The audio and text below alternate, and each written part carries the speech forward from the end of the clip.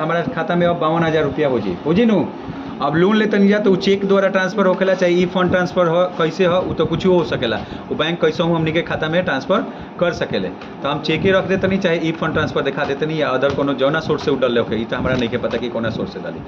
अब सीआर में कौन हुई जे घटेला उ सीआर में हुई तो बैंक घटत या ऐजा बैंक के बढ़त भी है, दोनों तो सेम ही बाटे। एसबीआई बैंक देता है, एसबीआई बैंक में जाता।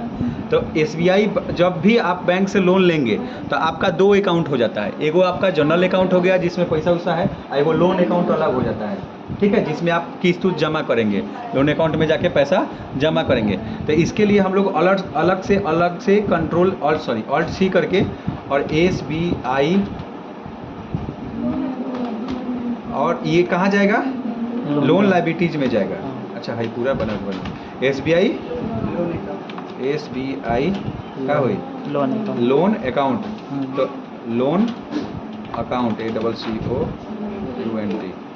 ठीक है। और ये कहाँ जाएगा, लोन लायबिलिटीज में। लायबिलिटी का मतलब होता है दायित्व, इसे हमें चुकाना है। लोन एडवांस में मत कर दिया लो, ऐसे कि एसेट्स लिखल हुआ माने यो तो संपत्ति हो जाए, एसेट्स माने तार संपत्ति हो जाला। तो हमने के लोन लायबिलिटी में जाए जा, ठीक बा। और बाद एंटर करके ही सेव हो जाए तो हमनी के हो गई।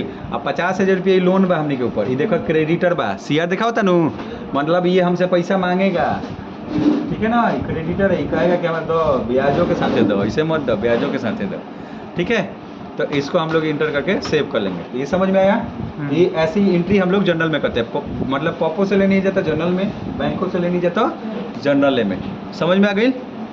अब हमने छोटे मोटे खर्चे एक्सपेंसेज ये सब हम लोग जनरल में करना आप लोगों को बताए हैं कि पार्टी के खर्चा हो गए तो जनरल में, कमीशन के होकर दिया गया तो जनरल में, कि उसे कमीशन लिया गया तो जनरल में, आपन के वो कोनो स्टाफ बा ओकरा के लोन के रूप में या एडवांस के रूप में पैसा देता रहता जनरल में, ठीक बा। अगर एडवांस देता रहा, जैसे मान लो कि अपन एगो सेल्समैन बाटे, ऑल्ट सी करके बना लेते हैं जा कलुआ, ठीक बा। ये हमने के सेल्समैन है, एस लिख लेते नहीं या पोस्टों में दे देते नहीं एस, ठीक बा। सेल्समैन है, ठीक बा, कलुआ सेल्समैन है। एक के हमने के पैसा दे तनी जा, अगर एडवांस के रूप में दे तनी जा तो लोन एंड एडवांस पर चल जाए, ठीक बा। अगर हमने के अपने एक सैलरी बेस पर देते नहीं जा कि भाई सैलरी में से कट जाए, एगो होखेला कि लोन एंड एडवांस के मतलब कि हम तारा से ले लेनी ऊपर हम ब्याज दे के तारा के देम, या फिर हम ले लेनी हम तारा के 2 दिन 4 दिन 5 दिन में 10 दिन में दे देम। आ एगो होला कि ना जी हमारा के दे दिए, अब 5,000 रुपया हमारा सैलरी बा, हमारे के 20,000 दे दी, 4 महीना में हमारा सैलरी जो नहीं मध्यम काट ले। समझ में आता नू। तो वैसे भी स्थिति होगा, तो वैसी स्थिति में आप इसको डाल देंगे कथी में, 4 महीना नहीं अनसिक्योर्ड लोन हो जाए।